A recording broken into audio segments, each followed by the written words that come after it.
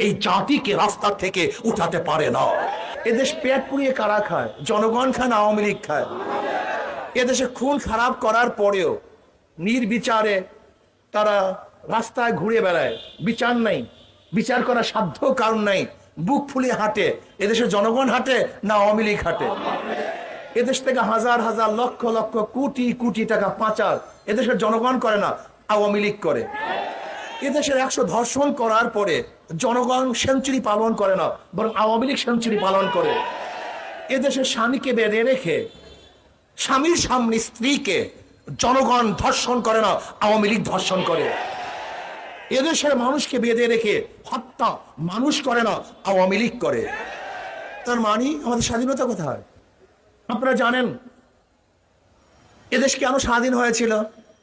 পাকিস্তানিরা ভোটের অধিকার দিতে পারে নাই বিধায়ী ভোটের অধিকারকে রক্ষা করার জন্য এদেশের মানুষ অস্ত্র ধারণ করেছিল, অস্ত্র নিয়ে ঝাঁপিয়ে পড়ছিল।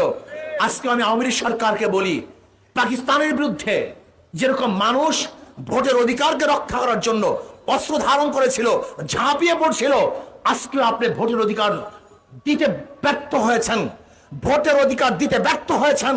যেহেতু আপনিও ভোটের অধিকার দিতে ব্যর্থ হয়েছেন, এদেশের মানুষের যা কিছু আছে তা নিয়ে আপনার বিরুদ্ধে ঝাঁপিয়ে পড়বে, লড়াই করবে ইনশাআল্লাহ। সেই সময় আসতেছে।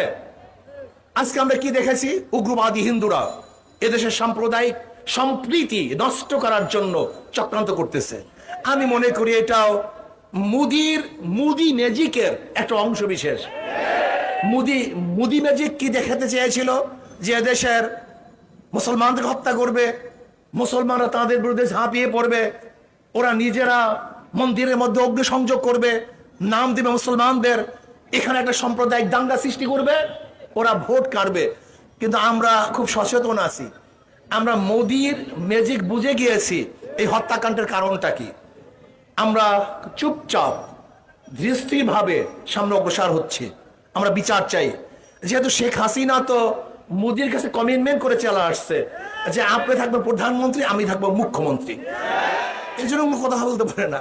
কয়েকদিন আগে আমাদের বিজেপি সদস্যকে ভারতের সীমান্তে হত্যা করা হয়েছে, মুখ খুলছে? আমাদের প্রাইম মিনিস্টার কি কথা বলছে? বলার সাধ্য তার নাই। সে তো গোলামি চুক্তি করে সেখান থেকে চলে এসেছে ক্ষমতার জন্য।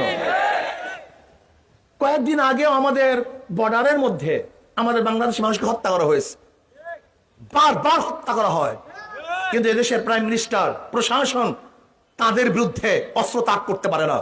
কিন্তু আমাদের খাজনা, ট্যাক্স, ভ্যাটের পয়সা দিয়ে যে অস্ত্র আমরা তাদের হাতে আমাদের নিরাপত্তার জন্য তুলে দিয়েছিলাম, আজকে সেই অস্ত্র আমাদের বুকের মধ্যে তারাই বিক্রি করতেছে। আমাদের ধ্বংস করার জন্য অস্ত্র ব্যবহার করা হচ্ছে। আজকে আমাদেরকে নিরাপত্তা দেওয়ার জন্য অস্ত্র ব্যবহার করা হচ্ছে না, বরং আমাদেরকে খুন করার জন্য, জুলুম করার জন্য, অত্যাচার করার জন্য অস্ত্র ব্যবহার করা হচ্ছে। আপনারা আগেই জানেন মুসলমান ধৈর্যশীল, এরা ধৈর্যের বাণী শোনায়, এরা ধৈর্য অনুযায়ী চলে। লেকিন যদি ধৈর্যের সীমা অতিক্রম করে তা মুসলমান এত মারাত্মক হতে পারে যা চিন্তা করতে পারবেন না। আপনারা জানেন যদি আমরা গর্জে উঠি, আন্দোলন সংগ্রাম শুরু করি, রাস্তায় নেমে আসি, গোটা দুনিয়ার কোন পরাশক্তি এই জাতিকে রাস্তা থেকে উঠাতে পারে না। যতক্ষণ পর্যন্ত আমরা জীবন না দেব, মারা না যাব, শহীদ না হব, ততদিন পর্যন্ত রাস্তা থেকে আমরা উঠবো না ইনশাআল্লাহ। এই জাতি সেই জাতি। কাজে আসুন, মধুখালীতে যেই হত্যা হয়েছে, এই হত্যার বিচার করতেই হবে। এই হত্যার বিচারের জন্য ইনশাআল্লাহ আমরা মাঠে আসি, থাকবো, যতদিন পর্যন্ত প্রত্যেকটা অবৈধ হত্যার বিচার না হবে ততদিন পর্যন্ত আন্দোলন সংগ্রাম চলতেই থাকবে, চলবে ইনশাআল্লাহ। কাজে আসুন আমরা সম্মিলিতভাবে এই হত্যার বিচারের জন্য চেষ্টা করব। আল্লাহ আমাকে এবং আমাদের সবাইকে তৌফিক দান করেন।